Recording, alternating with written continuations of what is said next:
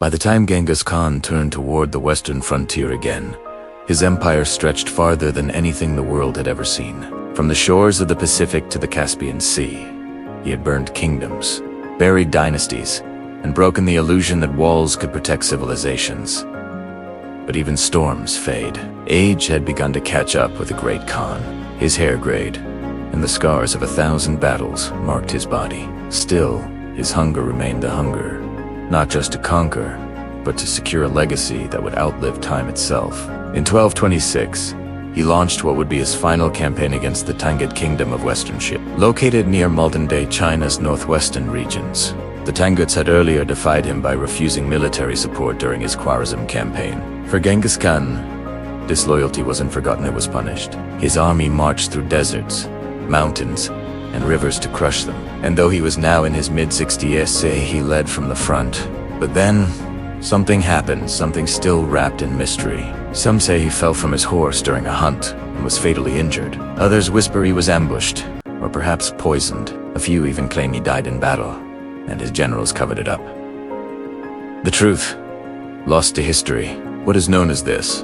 In August 1227, Genghis Khan died. But death wasn't the end.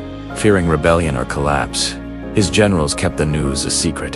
His body was carried in silence, thousands of miles back toward Mongolia. The caravan killed anyone who saw the funeral procession. Trees were cut, ground was trampled, and even animals were driven away so that no trace of the grave would remain. To this day, no one knows where Genghis Khan is buried. Some say under a sacred mountain, others believe it's somewhere near the Anand River.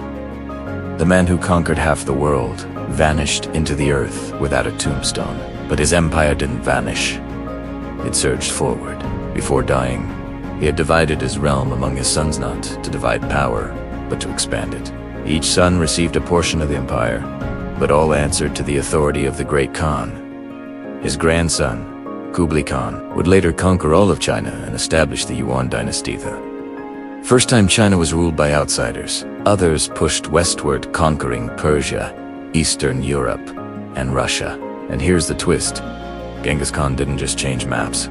He changed the very rules of civilization. He implemented universal laws called the Yasa, established diplomatic immunity centuries before modern treaties, created a passport system called Pesa for safe travel, and built one of the most efficient postal networks the world had ever seen.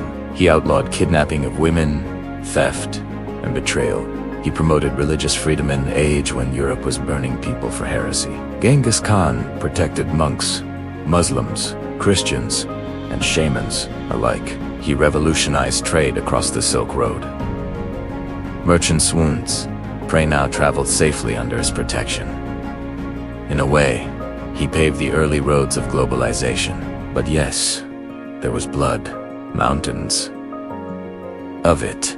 Historians estimate 40 million people may have died during his campaigns. Entire cities vanished, fields burned, languages, dynasties, even culture. Genghis Khan didn't just build an empire, he rewrote human history in ink and fire. So, what was he? A barbarian? A visionary? A monster? A genius? Maybe he was all of them. One thing is certain. Genghis Khan was not a man. He was a force that reshaped the world, shattered kingdoms, and left behind an empire that no one could ignore. Even today, 1 in every 200 men is believed to carry his DNA. His bloodline, like his legend, still rides across the winds of history. This story may be over, but the legend lives on. So don't forget to like, share, and subscribe to our Fun Zone channel for more such interesting stories related to history.